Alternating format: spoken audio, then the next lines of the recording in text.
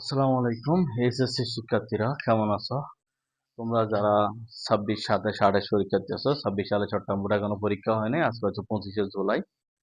তো এইচএসসির English second পার্টে যে আমাদের একটা টপিক আছে ন্যারেশন। খুব খেয়াল করো, ন্যারেশন।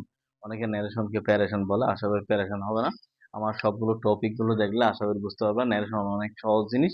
তো শুরু থেকে শেষ পর্যন্ত দেখবা অনেক মজার মজার জিনিস শিখতে পারবে আশা করি।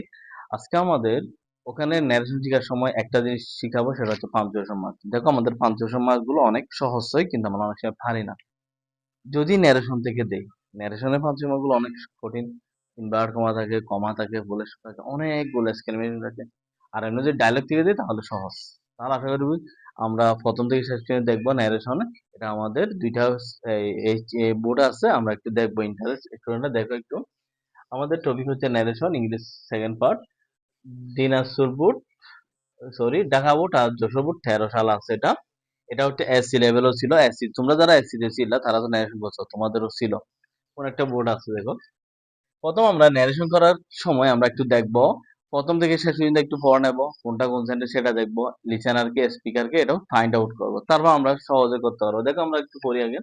The teacher said to the boy. খুব খেয়াল করি, একটা কমা আছে, তাহলে এটা হচ্ছে পাঞ্চুয়েশন মার্ক। তো ইনভার্ট কমা আছে, ডু ইউ থিঙ্ক, তুমি কি মনে করো, that honesty is the best policy, সততাই সর্বোৎকৃষ্ট পন্থা। দেখো এখান থেকে এখানে সারে বলছে, এটা হচ্ছে ইন্টারগেটিভ সেন্টেন্স, প্রশ্নবোধক আছে, প্রশ্ন করছে। তাহলে এখন দেখো ইনভার্টেড কমার প্রথম বর্ণটা বড় হাত হবে, তাহলে এখন আমরা একটা পাঞ্চুয়েশন মার্কের জন্য খুবই জরুরি। তাহলে এখন আমরা স্পিকার পেলাম, টিচার বলছে, কাকে বলছে? ছাত্রকে। কেমনে? এখানে ছাত্ররা দেওয়া আছে, অনেক সময় দেওয়া থাকে না। আচ্ছা তাহলে আমরা এটা করে ফেলি আগে। তাহলে দ্য টিচার আক্সড, সেইটু থাকলে ইন্টারোগেটিভে কি হবে? আক্সড হবে। আক্সড কাকে বলছে? দা বয়, বালককে জিজ্ঞেস করলো। ইনভার্টেড কমা উঠে গিয়ে ইফ হবে। কেন ইনভার্টেড কমা উঠে গিয়ে এখানে ইফ কেন হবে? কারণ এখানে ডাব্লিউএস কিছু নেই। ডাব্লিউএস কিছু থাকতো, ডাব্লিউএস বোঝা যেত। ডাব্লিউএস শুধু জানো হোয়াট, হু, ইজ, ওয়াই, এগুলা।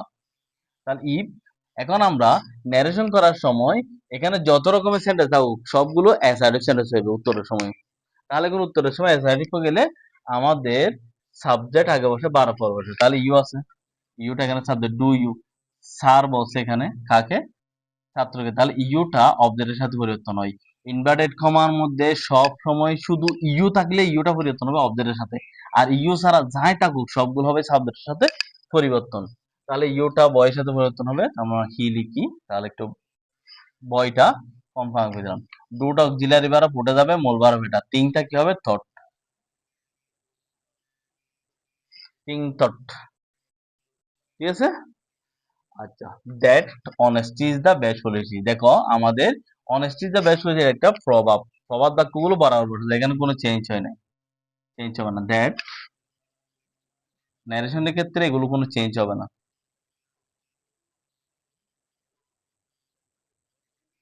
ঠিক আছে। তাহলে the boy said yes sir I think so, ঠিক আছে। তাহলে এখন বালকটি উত্তর দিল ইয়েস স্যার। ইয়েস এর পরে কমা, স্যারের পরে কমা। দেখো তাহলে এখানে নো থাকলেও কমা হতো, স্যার থাকলেও কমা। আবার ইনভার্ট কমার মধ্যখানে এটা বড় হাতে হয়েছে, ইনভার্ট কমার প্রথম বর্ণনা, এখানে কমা হয়েছে, ঠিক আছে। তাহলে দা বয়, দেখো এখানে একটা জিনিস আছে, ইয়েস বলছে, তাহলে ইয়েস বললে কি হবে? Live right in the affirmative. আবার একটা বলছে স্যার, তাহলে স্যারের জন্য পোলাইটলি হবে। দা বয় পোলাইটলি বা respectfully replied in the affirmative বা পজিটিভ, অ্যাফার্মেটিভ বা পজিটিভ। আই থিঙ্ক সো, তাহলে ইয়েস স্যার বলা, আবার বলছে কি I think so. Live right, politely live right in the affirmative and said that ও লিখতে পারি, অথবা added that ও লিখতে পারি। and added that he, I think মানে I মানে ছেলেটা বলছে, বালকটা। তাহলে he thinkটা কি হবে? thought, thought so। শেষ, বুঝতে পারছো? এরপরে তাহলে এটা assertive sentence, সেজন্য কি হয়েছে? said that হয়েছে। then learn to be honest from your boyhood, সেইটা টিচার। স্যার বলতেছে তাহলে তুমি তোমার ছোটবেলা থেকে কি করো? এই অভ্যাসটা করো। কোনটা? অনেস্টি। তাহলে এটা স্যারে কি দিছে, লার্ন বলছে, লার্ন। তাহলে সাবজেক্ট যদি না থাকে ভার্ব দিয়ে শুরু, এটা ইম্পারেটিভ সেন্টেন্স। তাহলে আমরা লিখতে পারি দেন, দেন লিখলাম, এটা হচ্ছে কি connector. Then the teacher advised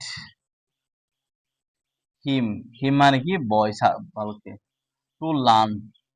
এখানে ইনভার্টেড কমা উঠে গিয়ে কি হবে, টু হবে, ইম্পারেটিভ টু হবে, টুর পর আবার কোনো পরিবর্তন হবে না। To learn, to learn, to be honest, to be honest from, এখানে টেন্সে কোনো পরিবর্তন হবে না, লার্নটা লার্ন হবে না আবার। To be honest from your boy, you মানে কাকে বলছে, ছেলেটাকে বোঝাচ্ছে, তাহলে হিস। পসেসিভ ফ্রম, ইউর তোমার, তাহলে বয়, তাহলে হিস বয়হুড। বুঝতে পারছো?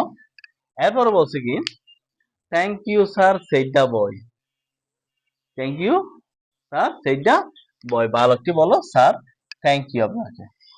তাহলে কি হবে, দ্য বয়, স্যার বলছে না, দেখো থ্যাংক ইউ স্যার, স্যারের দেখো স্যারটা যদি আগে স্যার থ্যাংক ইউ স্যার বলতে পারতো, তখন স্যারের পর একটা কমা হতো।